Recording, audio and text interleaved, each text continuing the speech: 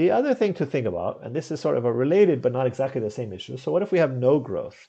Well, if we have no growth, how do we reduce inequality? So if you had a goal of reducing inequality, what would you have to do? Well, if you have a goal to reduce inequality, you have to give the transfers or the programs that you're giving, they need to be directed at those people who are the poorest. If they're too broad and hit everybody or hit the poor and the middle, they may have an effect on people, but they may not have much effect on your inequality levels. Okay, so let me use some examples from the US that you might be familiar with in order to kind of illustrate this thing. So the other thing is if the government programs are spread really widely, they tend to be popular.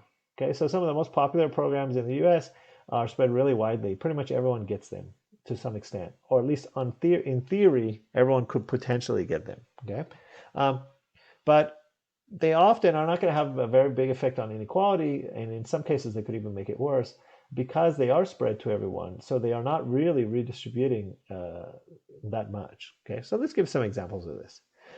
So the child tax credit is spread widely. There's some point, which I don't know the exact number, where it starts to phase out. But the child tax credit, which some of you may be aware of, you can get some of it at least up to, I believe the current number is like 400,000 for a married couple. So it's spread really widely, and this is a refundable credit, right?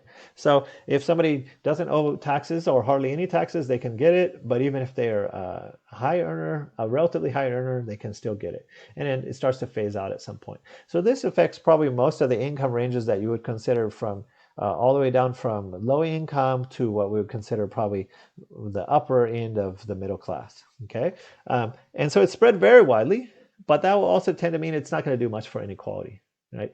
It says because a very high percentage of households qualify for this, even people at the upper end of the income range are getting this as well. Okay, not except for not the very, very top of the income range, but most of the income range is getting. So that's an example of something that's probably not going to have much effect on inequality, although families will like it, but it probably won't have a whole lot of effect on inequality. Then some other ones, actually scratch the first one, the child independent tax. That one is related, but I just want to ignore it here. So there's two deductions which have been changed recently, and I'm not an accountant, so if any of you are accountants, please don't criticize me. I tend to look at the big picture on these things and not really pay attention to the little details of these laws. But the mortgage interest and property tax deductions, for example, are about the middle class. They are really transfers to the middle class. Okay. Because as somebody who once bought a very cheap home, if you don't buy a house that's kind of expensive, then they don't do much for you. In fact, they don't really do anything for you. And also, if your income is not very high, or at least relatively high, then you don't pay enough taxes to use this very effectively, right?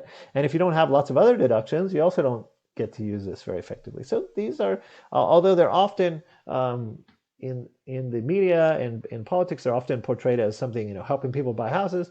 They're really helping people with good incomes buy expensive houses. At least that's one way to characterize this. So this mostly focuses on the middle to upper middle class.